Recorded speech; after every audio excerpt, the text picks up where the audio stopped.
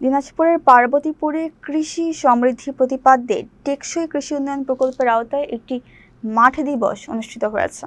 সোমবার উপজেলার রামপুর এলাকায় উপজেলা কৃষি সম্প্রসারণ অধিদপ্তরের সহযোগিতায় উচ্চমূল্যের নিরাপদ খাদ্য উৎপাদন বিষয়ক এই আয়োজন করা হয়। টেকসই কৃষি উন্নয়ন গ্রুপের উদ্যোগে আয়োজিত অনুষ্ঠানে স্থানীয় কৃষকরা অংশ নেন। এ সময় বক্তব্য রাখেন কৃষি সম্প্রসারণ কর্মকর্তা মোহাম্মদ আলী রুবেল, সহকারী কৃষি সম্প্রসারণ কর্মকর্তা আজিজার রহমান, উপসহকারী কৃষি কর্মকর্তা আবু সুফিয়ান, উপসহকারী মাঠ কর্মকর্তা কিশোর রায় এবং কৃষক প্রতিনিধি মিলন চন্দ্র।